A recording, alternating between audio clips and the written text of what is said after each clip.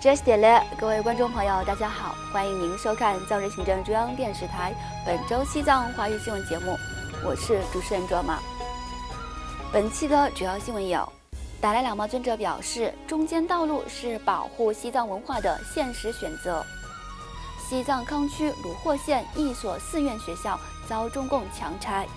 第16届噶夏的3名新任噶伦通过网络觐见达赖喇嘛尊者。达赖喇嘛尊者致函悼念南非前副总统威廉·戴克拉克逝世，司政边巴次仁兼任藏人行政中央4个部门部长。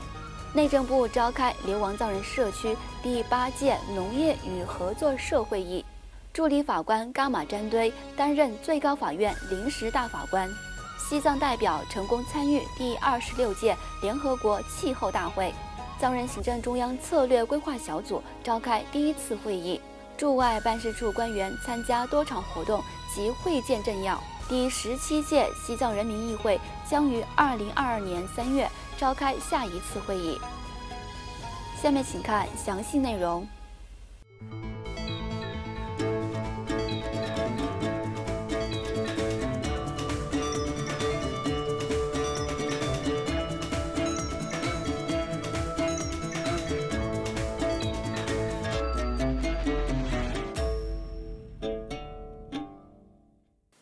因印度国家灾害管理研究所的邀请，西藏精神领袖达赖喇嘛尊者于本周三11月17号上午，在印北达兰萨拉的勤宫，透过网络视讯发表慈悲与爱为主题的演讲。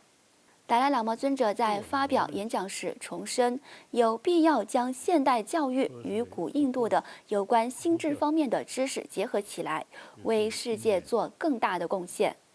在回答观众的提问时，尊者提到，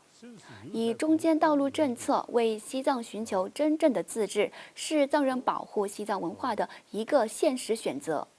另外，根据总部设在达兰萨拉的《西藏时报》报道，中共当局于上月初以违反土地使用法和缺乏相关证件为由，关闭了甘孜州鲁霍县境内的甘丹绕登琅杰寺下属的格登佛教学校，并下令拆除该校的教室和宿舍，导致部分学生被迫返回各自家中。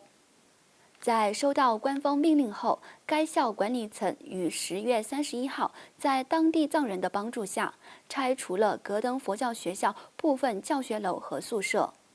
在过去一段时间内，中共当局曾强行将该校大约20名学生赶出学校，声称这些学生没有达法定的上学年龄，因此被当局强行送回他们的家中。格登佛教学校于2014年建造，在遭拆除之前，大约有130多名学生，主要教授藏语、汉语、英语和语法，以及佛教哲学等课程。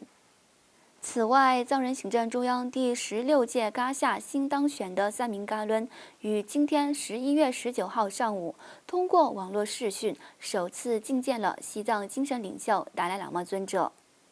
在长达1个多小时的觐见时间里，3名部长依次向达赖喇嘛尊者简要汇报了未来的工作计划。随后，司政边巴次仁向尊者汇报了自他上任后首次觐见尊者以来，第16届噶夏所完成的各项工作，并承诺将继续按照尊者的指示开展各项工作。达赖喇嘛尊者在发表讲话时，首先祝贺新当选的3名部长，并强调了保护西藏的宗教和文化的重要性，呼吁司政和3名部长在未来的任期中加强这方面的工作。另外，诺贝尔和平奖得主南非前副总统威廉·德克勒克先生于上周四11月11号因身患重病在家中逝世，享年85岁。西藏精神领袖达赖喇嘛尊者在闻悉噩耗后，随即致函逝者遗孀埃丽塔·德克勒克女士，表达了哀悼和慰问。达赖喇嘛尊者在调研信中强调，已故前副总统德克勒克先生是一个有原则的人，他的一生为实现社会的和平与和谐，以及每一个人的权利而不懈努力。与此同时，在藏人行政中央第16届嘎夏任命教育部、安全部和外交与新闻部的部长后，司政边巴次仁将兼任其余4个部门的部长。根据嘎夏秘书处于上周四11月11号发布的公告，司政边巴次仁从即日起分别兼任宗教与文化部、内政部、财政部和卫生部的部长。另外，藏人行政中央内政部于上周五11月12号在印北达兰萨拉的总部召开了第8届流亡藏人社区农业与合作社大会。司政边巴次仁与内政部直属机关的相关官员一起出席了会议开幕式。来自印度、尼泊尔和不丹境内的18个以农业为基础的藏人定居点，以及15个印度境内的藏人合作社的代表参加了会议。本次大会是自2007年召开的第7届大会以来，时隔14年后召开。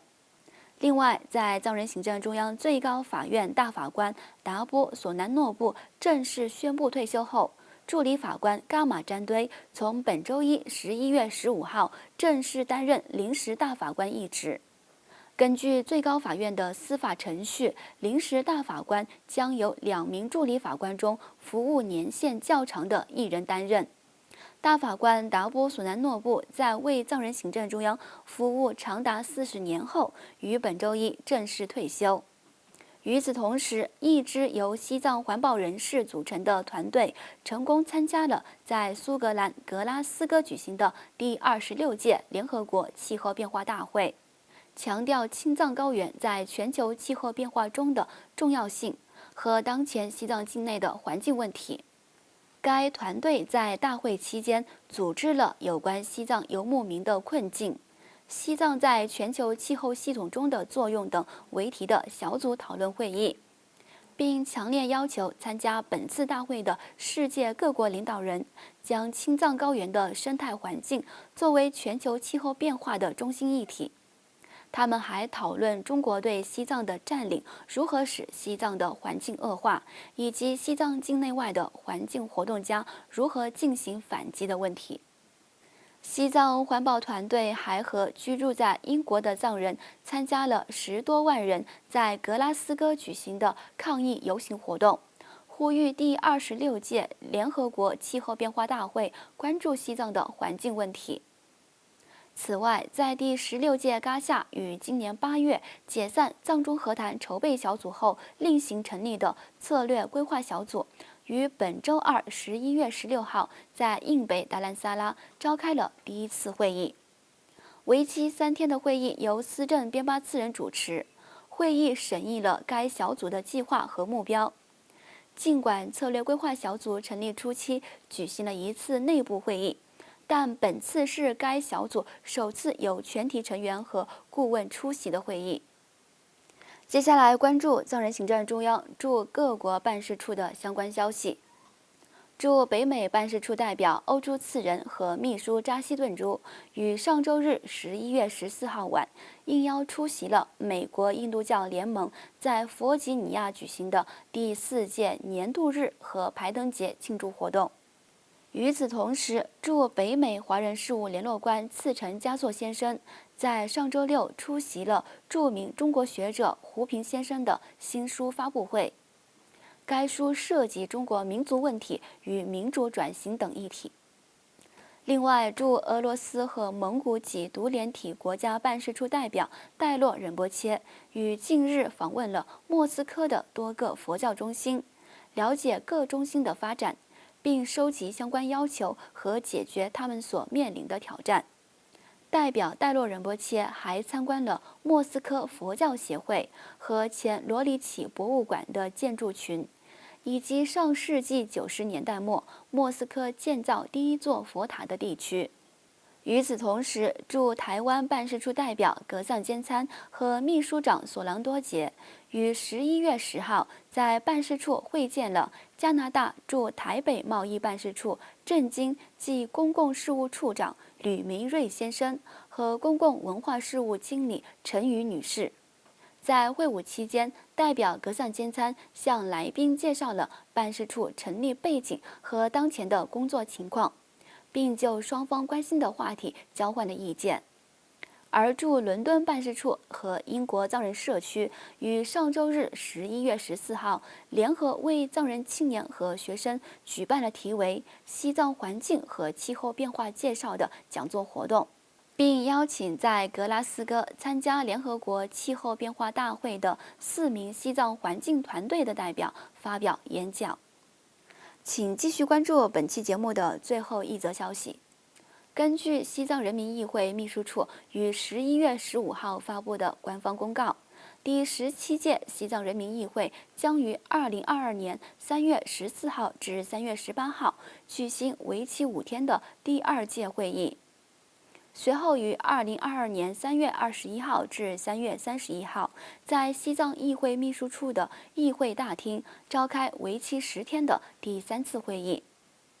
各位观众朋友，以上就是本期节目的全部内容。欲了解更多有关西藏境内外的讯息，请登录屏幕下方的网址。感谢大家的收看，我们下期节目再会。